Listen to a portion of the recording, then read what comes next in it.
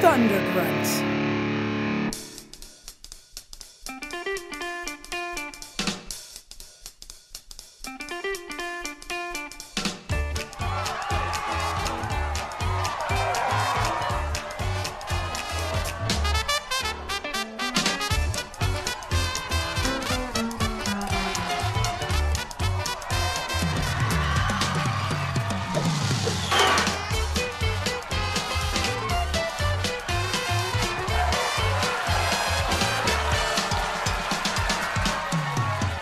Hey guys! Bob. Hey, Bob. I want you to introduce yourself, say what you do, who you are, and your Twitter handle. I am Jimmy George. I am a screenwriter and full-time script consultant. My Twitter handle is @JimmyRGeorge. I am Jamie Nash, screenwriter, and my Twitter handle is @Jamie_Nash. And I'm Bob Rose. I'm a freelance editor and a man about town. And my Twitter handle is @ThundergruntBob. And we're going to talk about a movie today that I feel like we all have mixed feelings about. Yes. And that's what's going to make it an amazing episode because We're all on different levels. we're of all on different levels. enthusiasm Yeah, and that's about the always good. movie. We're going to talk about the 2019 Pet Sematary. Yes, 2019. 2019. Not, Yes. what was it, 1987, I want to say, was the original? Why would you ask me that question? Because you have a laptop, Jamie. You know all. It's 80s, late 80s. It's late I 80s. think it's later than that. I think it's 89 is my... What I understand is this is an adaptation of the book again. It's not of the movie, right? It's not like a remake. So I want to say this up front Yeah. because I was giving people shit about, before I saw it, Mhm. about doing just that, comparing the two film adaptations. Yes. Because I don't think that's fair. However, after seeing the film, Mm-hmm. I understand why everyone's comparing the two because... Go ahead, Jamie. Oh, I don't know. I It don't know what you're gonna feels say. more like a response to the first movie rather than an Reimagine the book. attempt to reimagine the book. Here's what I would say. I'd say both movies are relatively faithful to the book in general, in the beats in So, general. question before we start. Who's read the book at this table? I have. Long time ago. Yeah. Same with me. I read it so long So ago, long I basically ago. haven't read it. Yes, So, Yeah. exactly. yeah. I read it as a kid, and at the time, I would say it was my favorite Stephen King book. But honestly, I was probably 11 years old or something like that. So, okay, second question before we start. As far as Stephen King movies go, how does the first movie rate with everybody at the table? High. Really high. I actually, don't laugh at me. Mhm. I actually think it's one of the scariest movies I've ever seen in my life. Still, it still creeps me out. So I always thought there was a lot of room for a remake. Until this movie, no, no, but I did. I always thought that it was a little goofy for the book because my memory of the book was that it was serious and and this very scary thing about death. And the movie was a little 80s kind of goofy. The ghost isn't comedic in the book. That's right. Stephen King wrote the script. He is the one and only of the first adaptation. It's one of the only films where he's the only guy. So, who- okay. he wrote the I think it's good though screenplay. that we all were affected by it a Yeah. little bit different. Yeah. Like, that movie's always been my top for scary. So also I was a little yeah. older when it came out. Yeah, that you might know? be it too. So I had gone through the 80s wars and fought all the horror movies and fell in love with the Freddy Kruegers and stuff like that. I mean, same. So Yeah, by the but- time this movie came out, I was probably senior in high school, something like that. So to me, I was like, it was a good movie, but I spent most of my money on Batman, Gotcha. Tim Burton at that year or something. Gotcha. I was Right, kind right, of right. like, yeah, it's good. But it didn't hit me. I was a big Stephen King book fan, and to me, it didn't really live up to the Understood. scares of Okay. that. Understood. So I'm just making sure, like, me and Jimmy are talking from the point where we view it as a staple. Yep, absolutely. So there is that. I Right. think that's Absolutely. admitting that up front is important. And I'm not someone who's opposed to remakes. Neither am I. I'm not. I was actually looking forward to a Me remake too. of this I movie. think we all have Yeah. admitted on this show me and Jamie have. We kind of like the Poltergeist remake a little bit. I like the Poltergeist I can't remake. remember what you yeah, said. but Yeah, yeah. I don't necessarily like it. I find it Like is interesting. enjoy. How's enjoy? Is that a better word? I actually Is enjoy. I think that's a Yeah, better word. Yeah. maybe I enjoyed watching it. I'm looking at Jamie's face. Well, like, apparently the Russo brothers are going enjoy? to I remake don't it know. again. So It's weird. I don't want to give it Yeah. a thumbs up, but No, I no, I I don't enjoyed the either. experience of watching it Yeah. because of the comparisons to the original, and I don't mind comparisons to the original. Anyway, I just wish remakes had different titles. That's really my only beef. Mm. It's 'cause- Poltergeist remake. Yeah, right. Even just call it Poltergeist 2017 or whatever. Redux. Pet Halloween Cemetery 2018. Risen. Resurrection. Dude, that would be fine with me. It's just I just don't want to say. I just don't like saying a word and then Hellboy 2019. You know, like it just like Yeah, annoys yeah, the shit yeah. out of me. Those kind of Name stuff. it something else. But Yeah. they are not worried about you. They're worried about the new Well, they should audience be. member I'm who just did. kidding. Yeah. I know. So They Pet could Sematary. have just called this one Stephen King's Pet Cemetery. Yeah. So But even then, what Jimmy said though, he wrote the script for That's the true. first. That's he's the that is- lone screenwriter. that is the s- He had Yeah. pull on everything. He decided where they shot. He made a deal where he got to decide where the locations were. He got to decide. He had final say on who the director was, and he would be the only writer of the script. Yeah, and That's amazing. Oh, I oh, didn't know so that. Okay. originally, So it was all of it was curated by him. The experience. Now, strangely enough, though, word on that script is originally George Romero was supposed to direct that. Yeah. He bailed. And they didn't really want to make it. They didn't like, the producers in the studio didn't really like the movie. But then the writer's strike happened, and it was already ready for Romero to do it. So they said, well, we can do this one. We have the script. Let's just do it. And that's how it kind of got forced through the WGA strike at the time. So Yeah. fascinating. So they kind of, Wow. and that's how, had a It's also a movie directed by a female. It's a Yeah, hard Mary movie- Lambert. Great. Yeah, right.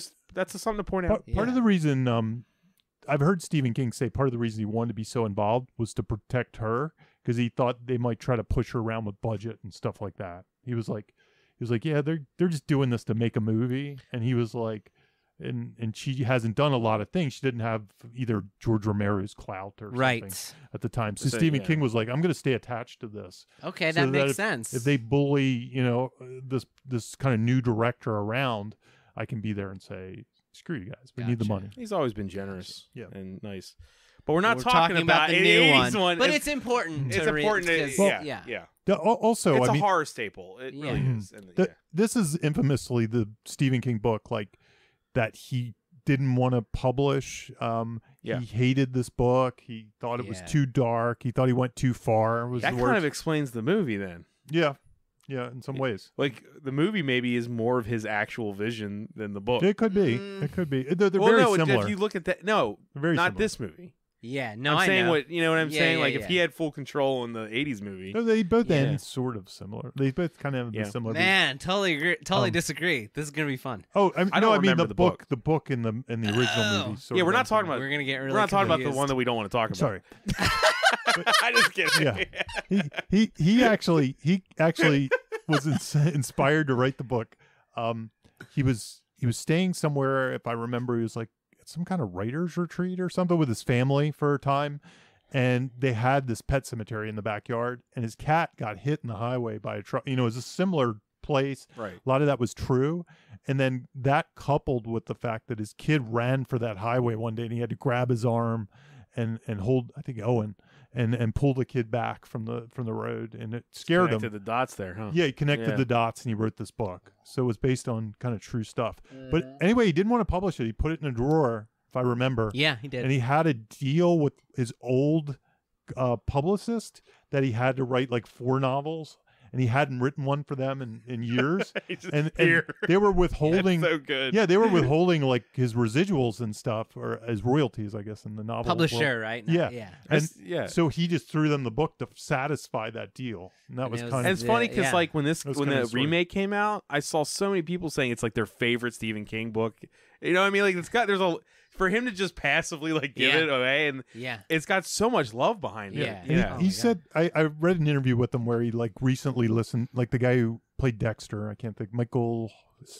Michael Hall, C. Michael Michael C. Hall. Hall, Michael Michael C. C. Hall. Hall. One of them is like Anyway, so I think he reads the book. He does the audiobook, and he said he recently listened to it, and he felt the same way. He was like, "Yeah, this is terrible. This is an awful book." It's not that he doesn't like the quality of it. He doesn't like the message and the It's hopelessness. nihilist, man. Yeah, exactly. Yeah. That's the part he. It's a he doesn't nihilist. like about it.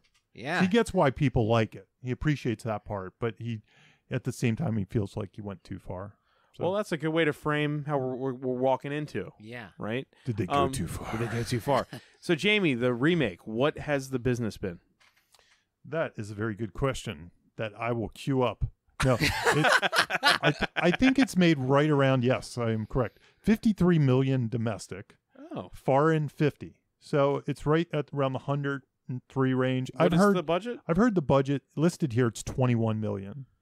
Okay. So It's a moderate. Plus solid- marketing. They a solid studio horror hit. I would Okay, say. yeah. And You you said they were talking about I franchise? I heard somebody out there say like they might do a prequel or something. somebody who, though, like, well, eventually. they did I make think it a was the sequel to producer. the other. Yeah, Pet Sematary. Yeah, and I love that movie too. I think it was Deep Bonaventura. Okay, so see, he loves Pet Sematary too. I don't remember it. So. Yeah. I don't remember that either. I don't know if I saw it. It's meaner. Okay. And It's mean. Okay. I think when I got heard rabies. they might want to do a prequel, when you think about some of the stuff of like the guy who went crazy and stuff, you can almost see where this big Pet Sematary incident broke out, around World War II or wherever. Yeah. Was it Vietnam or World Not War in II? the movie, by the way. Yeah. I'm going to bring up. Yeah. Yeah, but I think in the book. So, Definitely in the book. yeah. So I could see that stuff happening. Anyway, Well, who wrote it? who wrote it? Who wrote it? Okay. So the other interesting thing Hack about that laptop, Jamie. so Figure it Stephen King wrote it. Who wrote it? Let me think about this. It's like people on a radio show when they have a trivia contest, right. and they always repeat the question and they're googling on their. Well, this one actually went through a lot of development. I think it's been in the works since about 2010 with different directors and stuff attached to it. And the guy who gets screen story is a guy named Matt Greenberg. And if you look at Matt Greenberg's IMDb, it goes back a ways. Like he did 1408 was one of his. Wow. So there you go. Yeah. 1408. He did Reign of Fire in 2002. Man. Yeah. Reign of And, Fire. and get That's this, awesome. he did Halloween H2O, Whoa. 1998. So, but he only got screen story, and this other guy, Jeff Bueller, he got the actual credit. And when I was actually Googling around, there was even another uncredited writer attached to all this that I don't remember who it is at the moment. So you wonder the gestation, who made the big decisions? Because there's big decisions here. That So I listened to an interview with the directors. It's the guys who directed Starry Eyes. And if you can find interviews with them, I find them really interesting guys. They're the guys who did it kind of the way we all aspire to do it. Like they self-financed Starry Eyes with a Kickstarter and friends. That was a breakout hit. They kind of got a career from that. So they're kind of interesting guys That's to listen awesome. to. They went up the ladder the way we think it should Yeah. be. Right. And they paid their dues. So they're good guys to listen to. awesome. Anyway, I listened to an interview with them. It sounded like Matt Greenberg had the big change. Okay. The who gets killed Yeah. change. Oh, So that's been around for a while. Okay. When they came on the project, they stated that mostly what they rewrote with Jeff Bueller, so they gave notes, was putting things in the book back in the movie. Like I think Wow. Zelda wasn't there. Maybe there was a little bit less Judd. All this Wow. kind of stuff wasn't there, and they actually went back to the book and put. You more know of it what? That hearing that, it makes a lot of it sense. makes a lot of Yeah. sense because it feels they feel half measured. in. Mhm. They feel like they're afterthoughts. Yeah, maybe they were put in, but they didn't take the time to bake them in. That Yeah. answers so many questions. Yeah. Was there anything else revelatory? I think from that the was conversation. There was a lot, and maybe as we keep talking, I'll remember Okay. specifics. but- That right there, that makes me ask the question.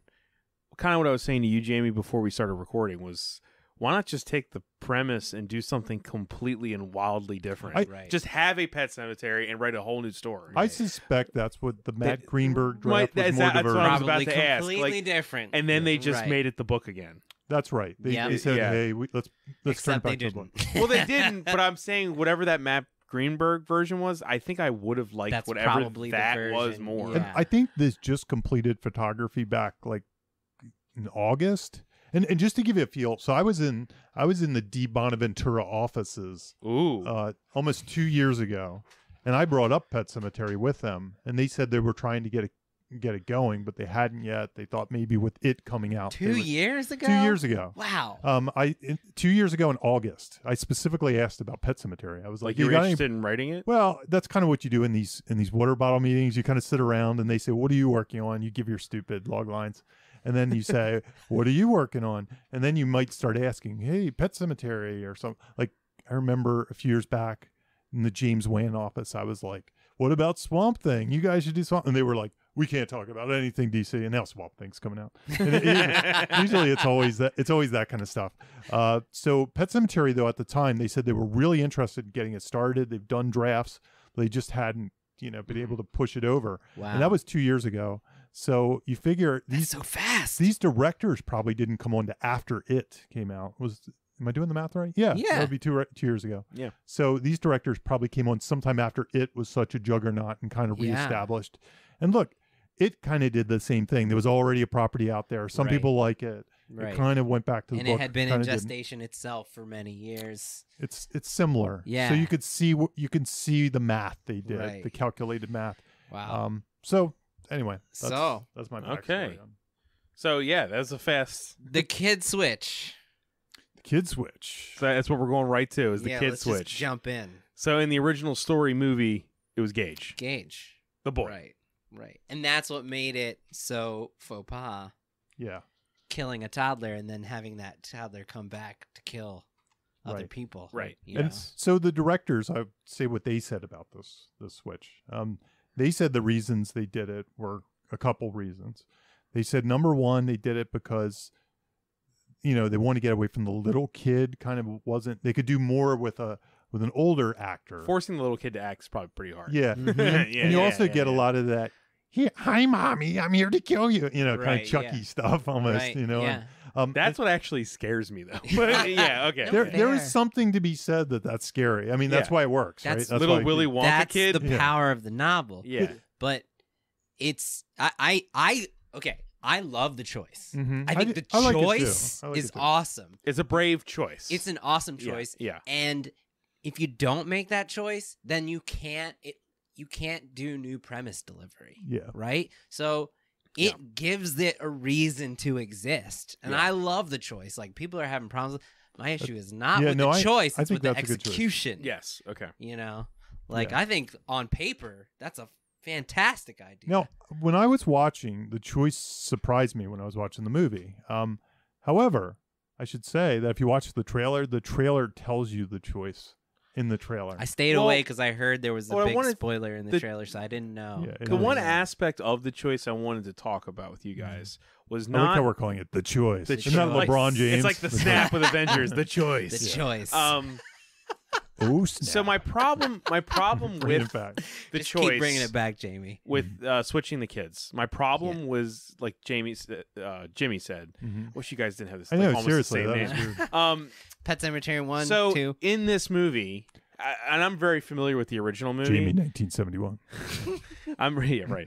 I'm really familiar with the original movie. So Mhm. in a way, this movie knows what the history of this story is, and in the context of the movie, me as an audience member, it's teasing me It to does. say, oh look, the Gage is gonna, he didn't die, and then it's her. Well- I like in the actual I execution. can't stand that. That I did- was like, why would you do that if it was? especially with the trailer. Yeah, yeah. Well, they did it in. I Which didn't see is the trailer. imposed. I didn't care about the trailer. I didn't see and it. obviously the directors don't know about that.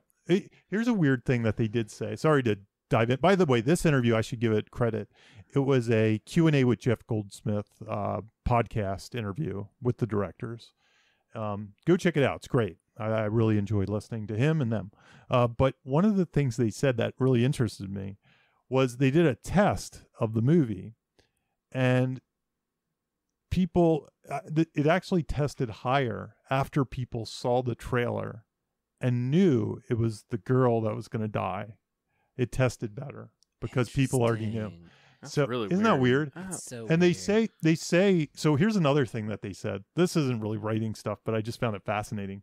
They said that it's a common thing that the highest jokes that test in their test screenings are the ones that are in the trailer. It's like people are waiting for their greatest hits to come up, and they want to hear their joke. Isn't that bizarre? Maybe it's because maybe it's because people want to have like that communal experience in the theater too. Like they're like, "Hey, everybody, we all know this is coming. Let's laugh together." Could be they're the best jokes. So well, what I was trying to just say was just the movie acknowledged something that it doesn't even make sense to acknowledge. It is a response to the other movie, right? And I don't understand. And it's obvious. It's written like that. That's it's what not I'm just saying. execution. I was like, why would you Here do comes this? the bed. Here comes the Achilles. Just wait. Right. Oh, it's not happening yet. Why would you acknowledge the thing that came before? Just tell your story. Right. I don't understand. Is there even a name for that? I don't even know what is that? the word would be for that. Jamie, give us a term, please.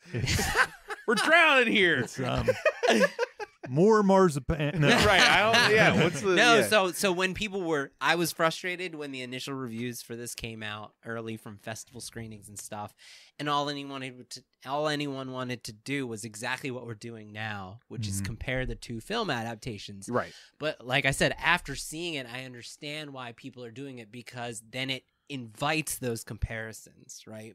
In itself. Yes, by making the film, so many of the big moments in the film, a reaction to subvert our expectations based on the previous film. Right.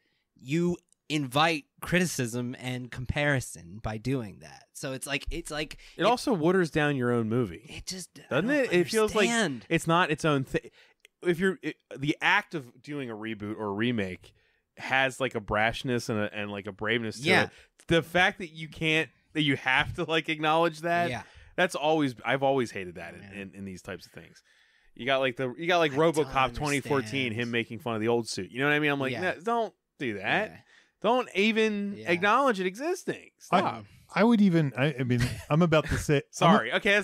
We're getting off. Maybe I'm wrong with this, but I bet in the zeitgeist, this movie isn't quite Poltergeist. You know, I think you're going to have a lot of people that are experiencing this movie for the first time ever. And that's that, exactly. The story. They don't. Then I ask you, Jamie, why bother with that fake out? If this is the first time you're seeing any Pet Sematary material, which it probably is for most there people. was no reason. I would almost want to do a survey. Let's do one on Twitter. Right. But you know what I'm saying, though? Like, teasing that it might be one of the kids instead of the other, I'm like, okay, I guess I should feel something because he's younger. Right. But why was that, like, so sly? Right. I don't understand. You understand what I'm saying, right? There's no reason. Yeah. So, and that is in the writing. I mean, who knows if it was not in the writing and then they made those decisions like on when set they were or something. On set. It's possible, or just even in the edit. It's a lot of time to devote to something on the set. That was really that they executed. The texture of it was executed great. Like, you know what I mean? Well-made film, well-acted film. Right. The score is Christopher Young's score. I'm talking about that moment, though. It's not like it was haphazardly done. No. It's done well, and it's done for a purpose to be like, oh, Gage, no Gage. You thought it was going to be like the Pass movie. Right. But no. Right. But anyway, go ahead. Yeah. Yeah. But I really like the choice. I'm a fan of the choice to make it the daughter. Yeah, and I think there's good storytelling reasons.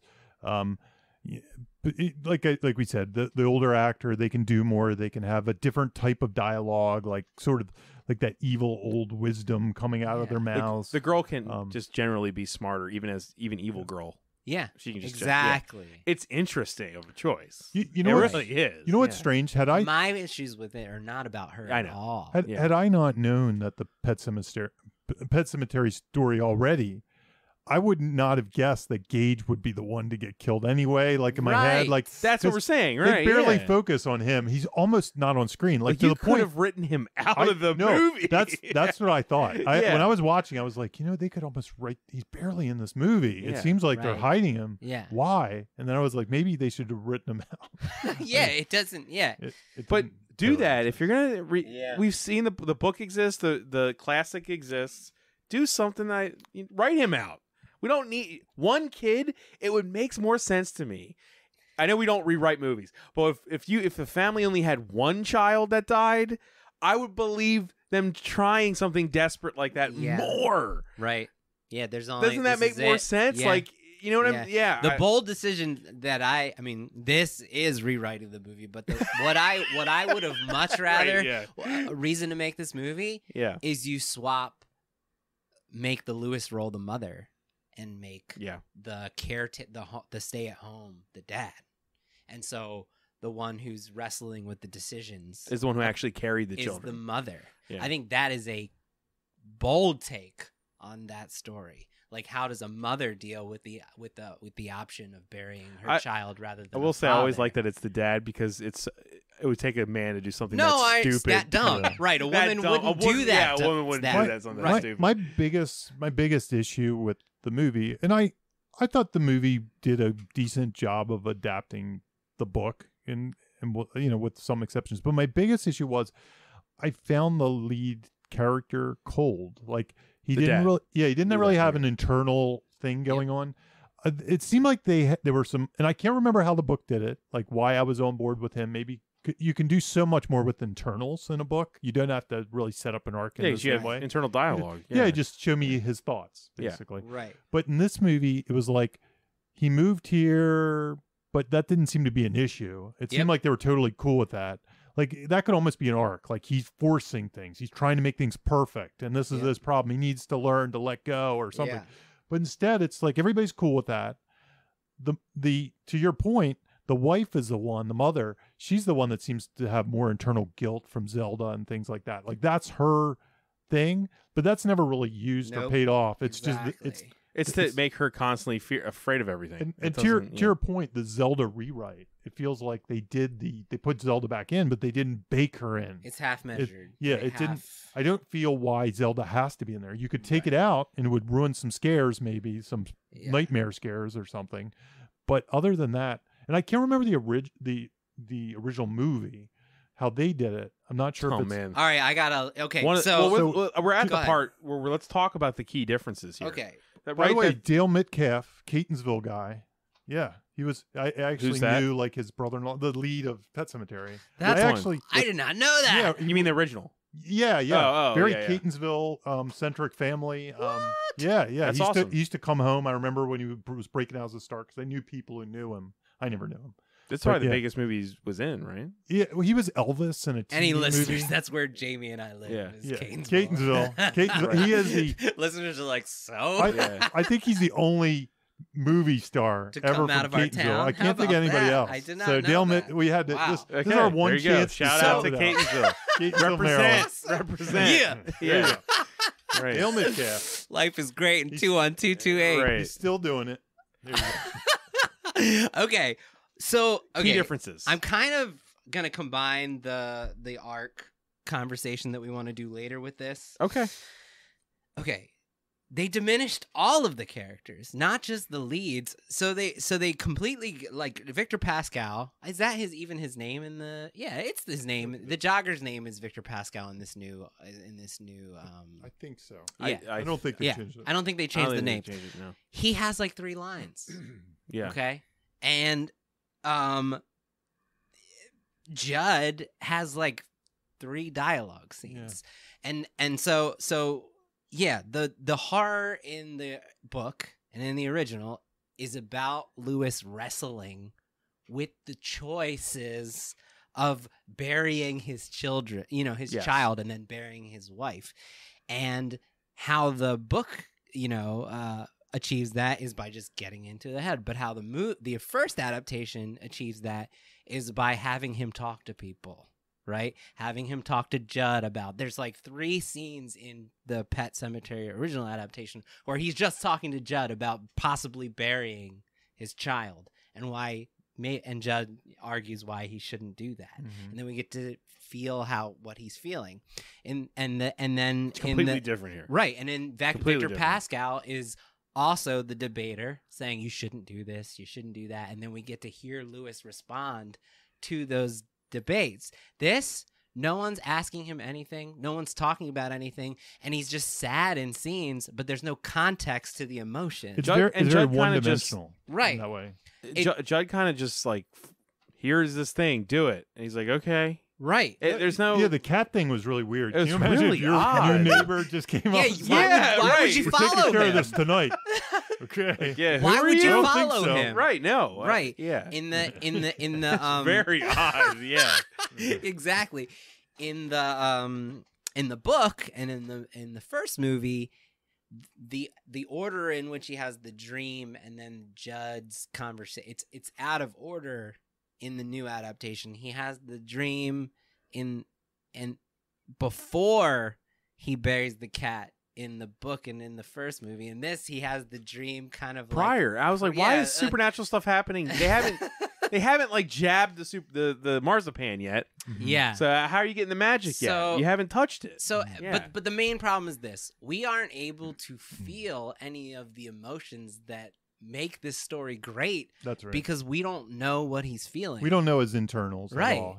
As far as we're concerned, he's kind of just He just kind of a one-dimensional sad. kind I don't of even really guy. know what he wants. He just So- kind of wants normal, boring life. Yeah. And so Like, like okay. that's really instructive, right? Yeah, So right. in a script, like the first time I heard this, and it's a common note now, and I'm always just spouting things I've learned in the past. But the first time I heard this was from Jack Epps Jr.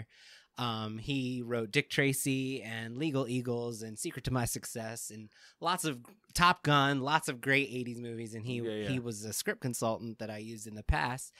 And he said, even if your character is alone, you need to find a way to get them talking, right? And so think about like Castaway, right? Wilson. Yeah, Wilson. that's what I was- Exactly. That's the ultimate, like, yeah, it's kind of imagine yeah. Castaway without Wilson. How would we know what Tom Hanks was feeling at any moment? You wouldn't. This movie is like that. He's talking to no one about what he's going to do or about what he's feeling about the loss of his daughter. Right. So it's very instructive in that way because like You're saying it's like Castaway without Wilson. it's That's like what you're Castaway saying. without Okay. Wilson. But Yes. I would even go so my issue with it was, and I'm not sure if it was the actor. The actor is almost like reminds me of like Liam Neeson, or a very serious actor. There's not a lot of jokey levity in him. And He's Liam Neeson been in has mostly jokey stuff. serious, Seems very morose serious. roles. That's Yeah. what his. And I'm sure career's he's been. very good at that, but because there's no internal anything, it's like he doesn't really become a broken character until the kid dies. Right. And that doesn't happen until He breaks himself by doing yeah. that. And that really doesn't Yeah. that really doesn't happen to page 60 or 70. Yeah. Like we talk about off-screen movie the last time we talked, and you can almost see a movie where the kid just died and then he shows up there or something. Right. And that's a different thing. Then we're watching a person that's wrestling with something. Well, they who gets added to this decision. that conflict to the mom. What was the What? conflict? I don't know. Oh, okay. I'm not saying- sure. I'm guessing that they wrote the conflict into the mom. She's broken. She is. She's She's got the broken. Zelda thing. He's She- just she kind of not until blames herself from Zelda. It's just like I- do you man, want to I- let's jump into the theme because it's Yeah. yeah, exactly. But Like, yeah. that's the biggest. So honestly, I think if you change that, this movie would work so much better for me. Like if there's- he was broken from the If you beginning. gave me something that, and we're not going to rewrite the movie, but I need something to latch onto, something to wrestle it with. doesn't work because you can't get into his head. Yeah. Ever. Yeah. Never. And that's No. I almost wanted to I didn't have time to reread the book, but I wonder what internals they give me in the book. So Dale Metcalf, Tons. the pride of Catonsville. The one thing I remember about Yeah. him and who was it, Denise Crosby? Yes. They seem as a couple like, first of all, that Dale Metcalf has a lot of charisma. Like he's kind of Mhm. this guy, but there's something about them when he's on screen. He feels like he's holding it together. I don't know what it is. Like I always he's in every So read their here's what's- marriage is not great, their marriage is not great. and I feel like it was an intentional choice in that movie. Like That's they and don't I'm wondering seem. if that's the way. I need to reread the book, but maybe So- the book. So here's what the book did that's missing from the first movie adaptation that about the characters. Okay. And it's thematic, so we can get into the theme Yep, here yep. too. That's So what I'm like let's chasing. talk about theme and then I'll go into the thing. Okay. So like this is sometimes dead is better is the Is the theme. theme, It's as The simple as tagline. that. It's Yeah. as easy as that. It's Which- when someone dies, let them go. which is Yeah. which is a horror staple in some way. It's also to an extent, if you want to keep it going, it's almost like do not mess with the primordial nature of, Yes, you know, exactly. it's kind of the Frankenstein, it's the monkey's Yep. paw, It's even it's the- vampires. Well, to some and degree. that's Mhm. been Yeah. widely written about, that he based it off of the monkey's paw and the 3 wishes. Okay.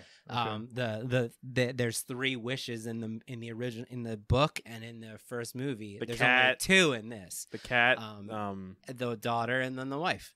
Yeah. Right.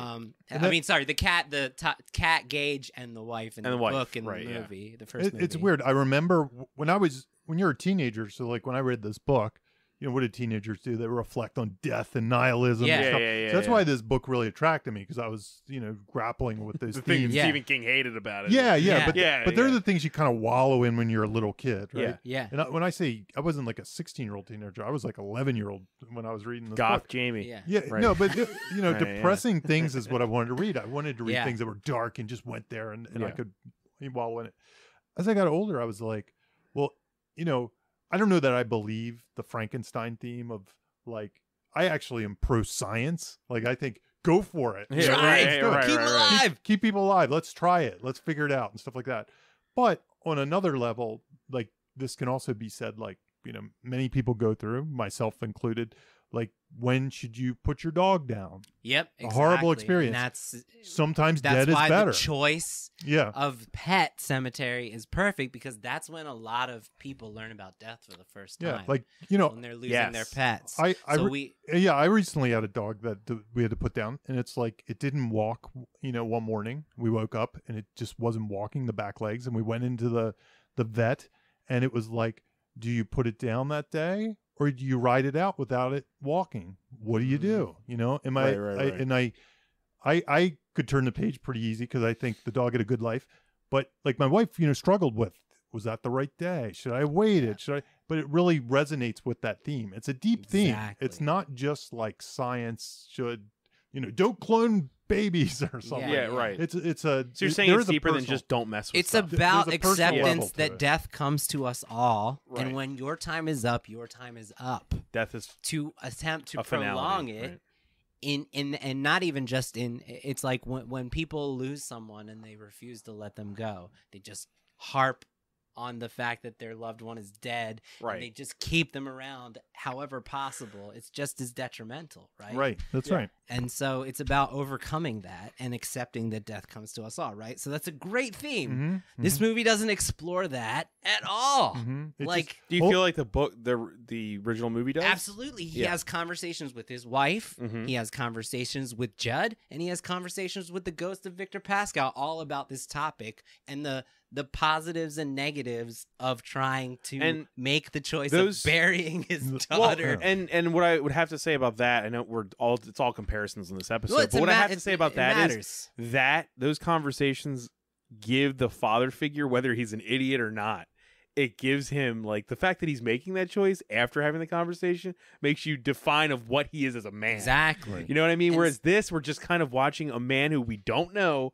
meander around with knowledge that you can bring people back from Right. the dead. Yeah. And it's like, And that's okay, because they why would he choose that? I don't know who this you don't, dude is. You don't know. You have Yeah. no context. Right. The choice. And he actually Yes. seems like the last guy who would choose it Yeah, in some ways. he he seems like together. he seems like the kind of guy that if John Lithgow told him all this, he'd be like, "We're leaving this house. Exactly. We're gone. We're, And we're also, not. Yeah, like You this guys is- brought yeah. it up before. Yeah. He's the Right. way he's presented. He seems so together that he He's would well not adjusted. he would not follow him into the pet cemetery with No. the cat. No, He'd Yeah. be like, "What the hell's wrong with this the, guy?" the book. He doesn't and- seem like he would even be polite to Judd and be No. like, "I'm no. not walking into the woods with you at night, He'd be dude."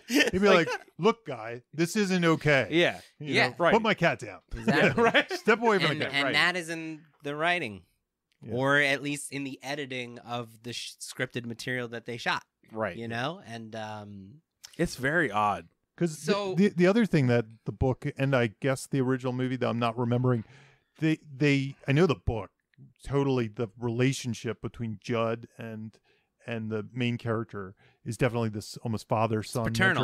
very Yes. paternal, Which is- very friendly. which is appropriate for Yeah. the story. So going to bury the cat and hide it from the daughter, they both are having a conversation because they care about each other. It's a and things like father that. son bonding. It's not moment. just Yeah. like it's the rule. We take care of this tonight. You Yeah. know, let's go. It Let's go out in the woods. rushes to it. and bury the cat. Right. You know. It'll like we keep saying, it eliminates the context to the choices, so we don't understand why they're doing what they're doing. They're just doing it. I don't really know where we are on the outline, but Yeah. I'm thinking about the mom now because I feel like we covered the dad. Yes. So the mom is broken in several ways that are kind of unclear, but with her sister Yeah. and all that stuff. But I was thinking, Almost like she blames herself for the murder of the sister. in some right? ways. Or so not there, murder. So there but- is And that's that. different than the book. So there's something very specific with her I want to talk about because the PTSD of that is woven into this movie for reasons I actually can't pinpoint. I don't know why. But what angers me is the scene I hate the most in this movie. We're being by so far- negative in this one. By I'm far, sorry. I'm sorry. Yeah, that I hate is the children cult procession, funeral procession to the pet cemetery. Mhm. I hate the marketing of that, and I hate that scene because number one, it goes nowhere. That's a setup for God knows what. Set up with no payoff. I don't know what for that the franchise. was. But a woman, you have the character who is the most broken, and she's like shivering in her pants broken, and then she sees that happening in the backyard of the house they just moved into, and her response is, "All right, everybody come inside." I'm like, are you gonna tell your husband about what you just like? right. What Yeah. is her character? I don't know who she is, Yeah. and how she's broken that she can be so shook up by her sister, and yet you're seeing something that's almost supernaturally scary, Yeah. and you're like, Yeah.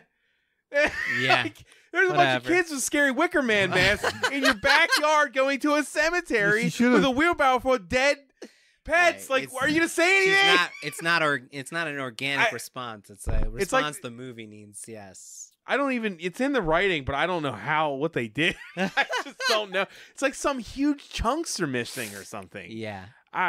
Sorry. So I lost no, it there a bit. No, but, no, yeah. it's okay. No, so because I took some time and compared the characters, what's missing, right? Okay. Thank So- you. Thank you. So what's missing that's in the book and a little bit in the first movie is this is a man who is a doctor who is obsessed with playing God and staving off death. Yeah. That's who Lewis is. That's not who Lewis is in this movie, but it's one of those check the box character attributes where they Right. think that's what he is. Mhm. And his wife is a woman who is plagued by by the guilt of blame of basically wishing her sister to be dead. Yeah. Right? So it's a Right. woman who's plagued by guilt of wishing someone dead, coupled with a man who is obsessed with keeping people alive at all costs. Yes. Right? Mm-hmm. That's not there. That's not in the movie. In the right? remake. Right. That's not in the remake, and that is the exploration of theme in the characters, right? That's missing. That keeps us from feeling anything. It's almost like the wife is, and this is the key to theme, right? The wife is on a different side of sometimes dead is better. She thought dead was better Right. for her sister. She Yep. didn't want her sister's agony she- or the but she horror to a still family. And she feels grief guilty. about She it. feels She guilty feels about guilty it. for agreeing with the theme. Right. So she's not Yeah. she's not sure. She's kind of in the middle wrestling, but she starts on almost she went to the other direction, the far Right. side. But the movie adaptation, the new movie adaptation, she kills her sister. She admits to That's him right. that she killed her sister, like on purpose, which is like a completely different. It Which doesn't express Immediately the theme when at that all. when that happened in the movie, also I was like, so she's going to be the one to bury things, right? it's like the fact that she's willing to go that far, maybe like, murder is better. That's but you understand what I mean? Like, I feel like the person who murdered someone in a story is more likely to go and do something do like whatever. They'll go Right. to Yeah, any they- extreme. to Right. get right. I'm the like, things wait, they want. 'cause I thought she was going to be the Right. one that buries stuff right. after that admission, more like the last bit of burying. I thought it was her. Yeah. Right. It's not. It Yeah. doesn't. That doesn't No, happen. instead, Yeah. she That's learned not- her lesson about murder. No, she's No, like, so and it's- I learned that it was wrong. the end. Yeah, Right, it's yeah. like They don't really explore her. her. She's She's very. set up. She's set up with a break, but then she doesn't go anywhere. They with don't take it anywhere. Yeah. In fact, she's off screen a lot of it. She is, yeah, and that's a big difference. But yeah, that's what's missing is we don't have any understanding that he's a guy who's like playing God and like wants to stave off It's- death. That that's it- like th- his- Yeah. This is why I find movies like this. I actually do find them really interesting, like we said about Poltergeist, because look at all the things that are there. Like on the surface, if you looked at the Wikipedia page, it would almost look like the same Wikipedia page, almost, with a couple minor differences or whatever. Right. But then these things are huge. These things we're talking about, what things? they're make or break. Being able to connect emotionally. The emotional story, the character journey, that part of it, just if you nudge it a little bit or you forget one little piece of it, or if it doesn't add up, it totally knocks down the Jenga puzzle. Exactly. And also, it probably even works on a beat sheet. Mm-hmm. Yeah, a beat sheet, because unfortunately most beat sheets and structured documents don't talk about character arcs and internals. No. Only on the surface level. Like they'll have a theme stated or B Right. story or something in the Blake Snyder beat sheet. But they could even, like, what I mean by that is you describe the character, right? He's a doctor. Oh, He's I see. obsessed with blah, blah, The high level. Right, the high level. But there's no actual cinematically earned execution of what's written on the beat on the outline, Yeah. And that's what this feels like to me. It's like you said, there's no inner, it's just the want. But even the want is not really defined, Yeah, it's so strange because we're just following him. We're just following like one dimension of it. He's just kind of going along. Can I maybe throw something out there like that? If we were comparing the families from the 80s to now, this family, the mother and father, feel less naive. Right. Agreed. And they feel less like people that would do any of this. Yeah. I think you just brought up a good point, because what I do think they were trying, this is my guess in this movie, and it's kind of the poltergeist thing, kind of things we've seen with Nightmare on Elm Street, Friday the 13th. So they did a reboot that they said, look, the 80s version was a little silly. It was a little goofy. Yeah. It had the Ramones, Let's take all that away and let's take all the fun shit out. Let's go back to the most realism, drama. Let's not do winky wink and jokes as much, even though there are a couple. And in doing so, I don't know how I was going to relate this to your point. What was your point? That the naiveness. They're less. The 80s were more naive. Yeah. The characters. Yeah, I think the characters, because then they become really serious and smart. Yeah, and we want a smart couple. We want to make this like how people aspire to be nowadays. Yeah, and they're with it. They're woke, whatever. And here they are, and because of that, that's what I mean by the Dale Metcalf, Denise Crosby. They felt like they were barely hanging on, like even just being together, talking to each other, they could and they're not get a that divorce. Smart. And they're not like really like smart people. Even though he's a doctor, you tell he's just kind of a lunkhead when it comes. Street smarts. There's no street smarts there at all. Yeah. They will listen to anything Judge said. Judd could have lied to them and ruined their lives on purpose, and they would have just followed everything he said. Yeah. But the other thing that struck me by trying to reboot this and put on like the modern day paint or the grimdark version or whatever the cynic, maybe the cynical version. The one thing it loses, what I didn't realize, because when I read it when a kid, maybe I read it with different glasses, literally. But when I watched it, I was like, and you and I talked about this. If that daughter walked in the door with me, I'd want to like get it on video now or something. I'd be like, holy shit, I just raised somebody from the dead. This is a miracle. Yeah. Right. But when you're doing kind of the hokey 89 version where it's a little silly, there's a little bit of winky wink going on, then you don't think about that as much. Yeah. You're not like, let's also, call the newspaper. They didn't have that technology right away. Yeah. He has a phone. He has a phone. Yeah. He'd be like, come on, let's make an Insta. Well, yeah. Not rewriting this movie, but what I said to Jamie before we recorded was that I would rather see like a sequel where somebody knows about the Pet Sematary and wants to exploit it, and something like that. Like that's we had a unique take on it, right? Well, why not have a dad that maybe after the cat, it's not even about his family. He does something wildly different. He goes and digs up a famous person and then buries them. Right. I'll bring back Elvis. Wait, dinosaurs. Right. Dinosaur cemetery. But, going back to what would happen if you bury dinosaur bones They'd come in back. there? Jurassic Park. I love it. Amazing. Let's do it. But they'd be evil. So, but I really Cemetery. I love the Coming choice. in 2021. No, I love the choice of the daughter being the one who dies. Yeah, no one's it's the arguing execution. that. Right. And another thing they cut out, which gives us context, right, to the choice and to the dread. They cut out the Timothy Bradwell story. I believe that's his name. In the book and in the movie, Judd tells Lewis about one time when a human was buried there. Yeah. Before he buries his. I think they do a newspaper clip though. He Googles. It's remember so when he does that Googling? fast Right, and it's really fast. unceremonious and Yeah. doesn't Yes, really. you're right. I think he Googles something though. But He does. You're right, and it's so unceremonious that it didn't even resonate with me that I didn't remember it until you said now. But like we see a flashback of someone being buried, and we see them come back, and we see the havoc that they wrought against their family members when they were brought back, and Lewis is told about this, and that if you do this, and Judd literally says they come back but they're not the same, right? That's missing. That's not in the movie anywhere. Man. Right? And that's Yeah. the setup, right? That's where we go, oh shit, don't bury your kid there. So when she comes back and she's not the same, it's a payoff with no setup. Like, well, you've got the cat, you got the cat. but you didn't see something happen with Yeah. with a person, you know. It's more of like a foreign film or something that would do this. it's so interesting. It's not a cheeseburger. It's not a cheeseburger. What I just realized too is I'm realizing this stuff on the fly, so excuse Yeah, me a little bit. yeah. I'm a little messy here. God, I'm being so negative. It's fine. The mother admits to being a murderer, which kind of makes me question why you have the arc where the father is the one who kind of like puts Judd to sleep and he hates him too.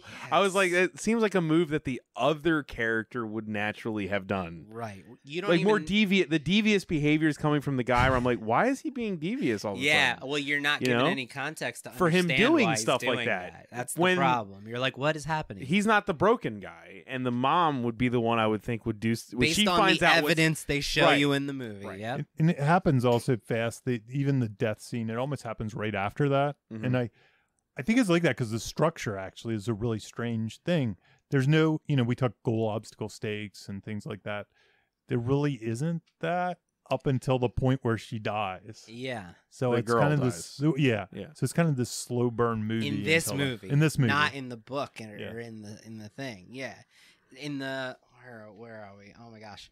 Jimmy, you got pages, Dude, man. well, I got pages because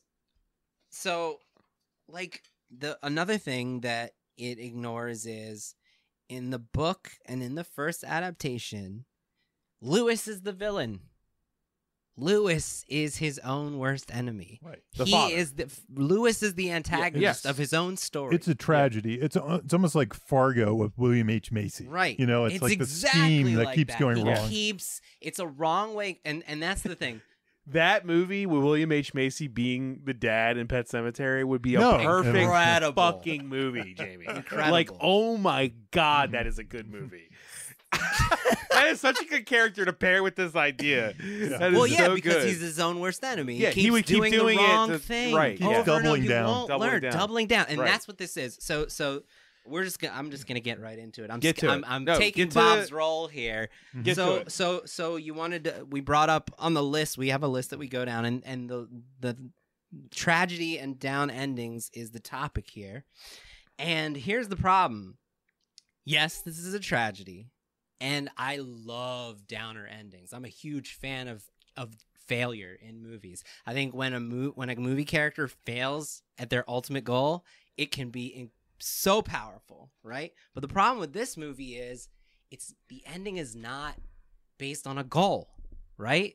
The movie misunderstands the goal, in my opinion, which is the movie thinks the goal is for Lewis to survive, but that's just the reward. He was already surviving. Yeah, it's Yeah. like the movie thinks, well, it's a horror movie. His goal is just, will he survive all this? No, the thing we're supposed to be rooting for, even in this movie, is will he learn that sometimes it's almost an inner. Will he learn that sometimes his dead is better? And it's that logline discussion. What does that look like, right? What's the visualization of that? And that is, stop burying your family in the Right. in the burial ground, right? right, yeah. Except the movie doesn't give us a chance to see his final decision on that. That's right. No. It completely strips him of that. Yeah. So your point. So it seems innocuous when they make this switch, but so here's how tragedy generally the simple math of tragedy is: there's a character arc. Somebody needs to learn a lesson. They don't learn the lesson. and therefore down ending happens. Exactly. Okay. They So keep going the wrong way. They keep going to the wrong way. very end. So that's Right. why it's not nihilism. It's actually a positive ending for the audience, because the audience knows the lesson and says, "I won't bury my kid in the pet Right. cemetery," and they walk Like- out. right, and right. They yeah, pat right. themselves on the back. If I encounter this, I No, know what right. to do. Now, I won't say a nihilistic bad ending is when a character does learn a lesson and the down ending happens. Now, in this movie, what happens is we don't really know if he learns the lesson or not, Right. but we could suspect just as equally that he learned the lesson. Yep. You know And- what? Like the would be so hilarious if he was like, "I know how to fix this." Then he buries himself up to his head in the pet cemetery and then shoots himself. Jesus Christ. You know what I mean? Like he's so hopeless that he doesn't figure it out. No, but right. it gives us Rachel. Even I said this to them earlier. Her dying words are, "Don't bury me Right. in that place." So it What? re-raises the central story question, and is he going to achieve that goal? Yeah, we want to watch to see if he's learned or if he's just going to keep trying. And then he just gets killed. And then he gets Yeah. killed and it takes it off the table, and we just get, It like I doesn't said, even down give ending. us a My chance to thought know whether he's process- like, "You're right." I won't. My thought process goes with Jimmy's original assertion that it's responding to the original, because I feel like that's the moment in the original when people like hate them if they do dislike that movie. It's that moment, because like, why would he bury again? Yeah, but he's gone mad. Yeah, I mean So, that's yeah. it. But his character is, in the original in the book, it's so well defined. There, it's like this Yep. guy's not going to This guy's stop. insane. Yeah, he's just that's lost this his dude. mind. And, Yes, and that's why it in that it has to be a down ending. Right. Yeah. It earns a down ending. In this movie, it's still, I think, on the table. And it's well, it taken becomes off a the table. slasher. It becomes a slasher in some ways. It just Yeah, dude. becomes a slasher It's- movie. That's the problem. Yeah. It doesn't even give us a chance to make an emotional opinion about the main character and everything that's happened. The philosophy is gone. Right. That's the problem. So here's something fun. So back to the Jeff Goldsmith Q&A. Yeah. The ending was a reshoot. Oh. The ending was a reshoot. Ah. However, I think the original ending was similar but different. They were evasive as to what the original, because they said it would be on the Blu-ray or whatever, but it sounded like the original ending was similar, except it had them all sitting around the table, probably resurrected, I guess, maybe. I don't know if he was dead or whatever, but he was trying to keep the zombie family together. That's how it ended. It was like this kind of weird, bittersweet. I yeah, kept the family together, So- but now they're So he's dead. alive. He's alive. He Uh, never got killed and buried. unless they reburied him. I don't know. That's the part I'm not sure. But it's they were a little evasive. Because about that here's part. because Can you guys Go ahead. remind just if my memory right now might not be blanking, but in the original and in the book, which I cannot remember, the dead things didn't want to create more dead things. They want to just Yeah. kill, right? they are not like the little girl speaking in this movie. No. Yeah. Well, that- they added this premise that the dead things that you bury there want to like bury everything they have because they're they creating have- some sort of like yeah. army or army something. of Wendigo. of Wendigo spirits, people, yeah. They right? have- I was like, they have their own motivations and they have they have a goal. A goal. Besides just being Right. freaky and weird, murdery Right, people, like a ghoul. yeah. The other the original version is they're just ghouls. Weird you know, ghouls, but yeah, yes. But you could have kept this ending if you just gave us a chance to connect with whether he's going to choose to bury her or not, right? Yeah, well, you could have even gone down the route, like we talked about Get Out before, where Get Out had a changed ending, Yeah. where they kind of, when they changed Get Out's ending, they hinted at what might have happened, but then they went to the other, so you got to see Right. both. Yeah, I love Exactly. that. I Yeah. love that because everyone in the theater was like, "Oh, he's gonna get arrested." Yeah. Oh, you Yeah. heard it. You heard You it. You get to Yeah. see both. Exactly. They could have chose something similar here. Oh, They where he gave us makes a- neither. And what Jimmy, what you're saying is all we needed from him was going no No. or yes or Yeah. anything. Maybe. It's just all it took was keeping one thing that they might have cut Yeah. or just adding like one little thing. Yeah. And it just boggles my mind that they clearly they brought it back up, sorry. They brought it back up. Don't bury me there. Like, and that is the point. That's the whole point of this story is he going to ultimately choose to do that in the end, or is he going to learn that dead is better? Right. And then it just it just ends. Mhm. I was like, what is happening?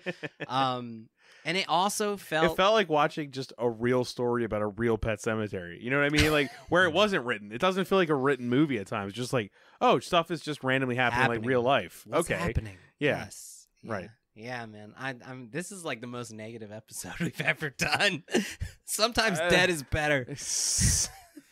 I mean, the movie made money, so I guess Yeah. to some degree. But do you have anything else you want to add, Jimmy? You're the most stoked on this one. So. I just think, I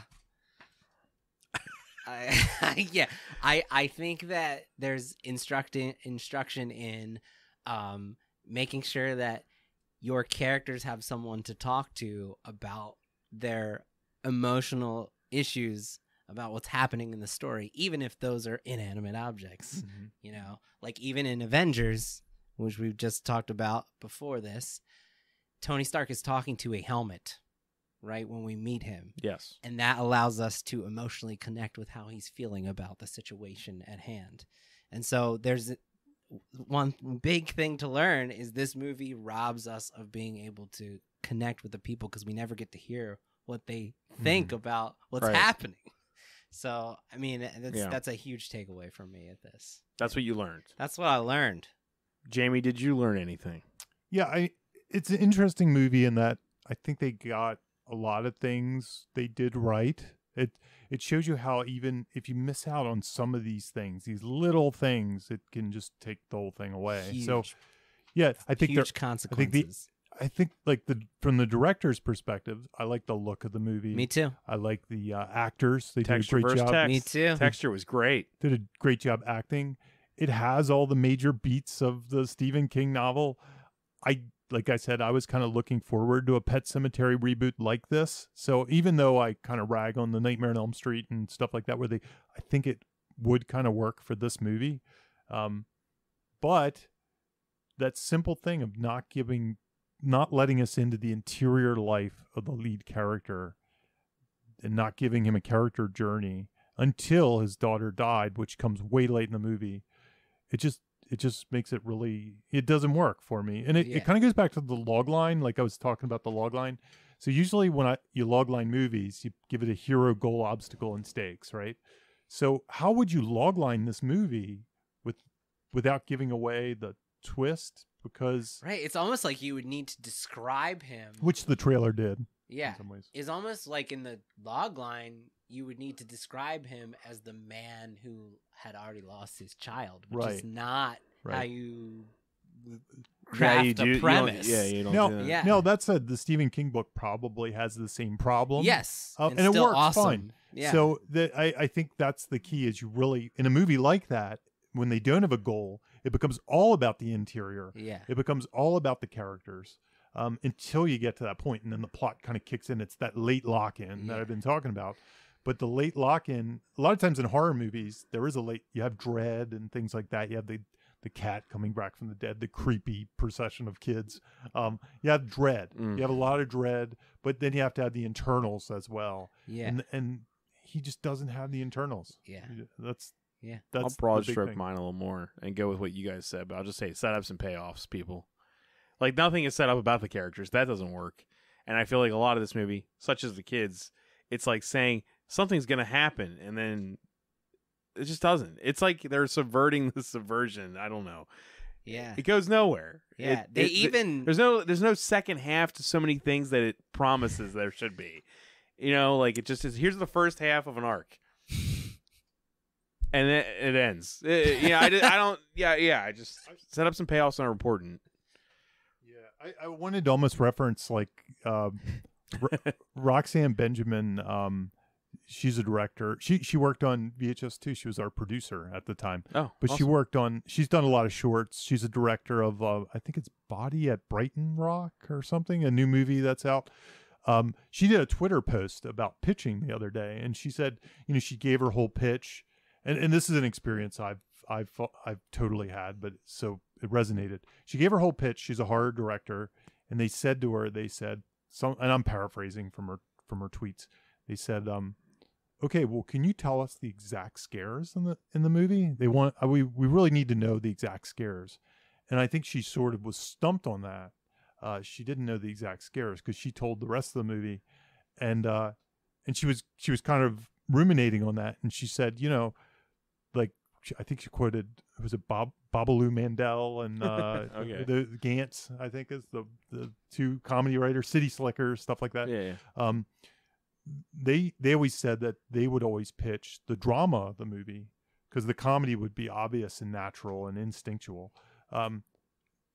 I could almost see where this movie is like pitching the horror of the piece. Like you get the cat, you get the jump scares, you get Zelda, you get the thing. It's all there. I'm not exactly sure where like the pitch for the characters are for this movie. Yes. So that it reminded me of that a little bit. So you're saying it's all premise, no story. They sold the sizzle that Right. that the studios want. The pitch.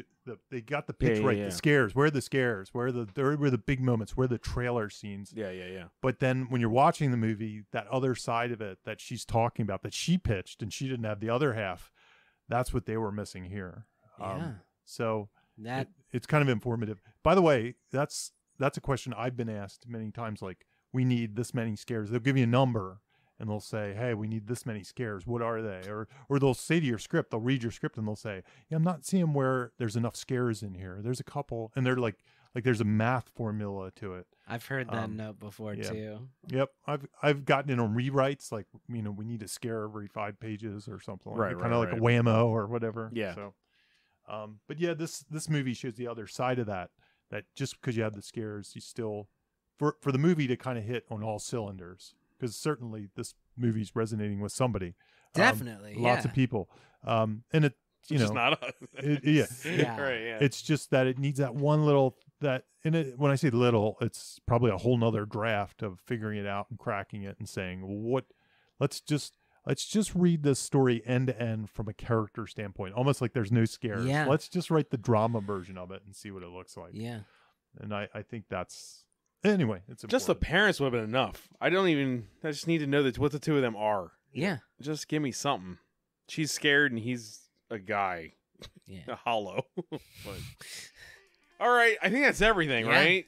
Yeah. Yeah. If you guys have any questions just about this or just any topics that you'd like us to cover or just feedback in general, we have an email address now. It's writersblockbusterspodcast@gmail.com. So hit us up. Yep. Send us anything. Sounds good. All right. Bye. Thanks for listening. You have just listened to Writers Blockbusters, a screenwriting podcast featuring 2 professionals and another guy. Available only on Thundergrunt.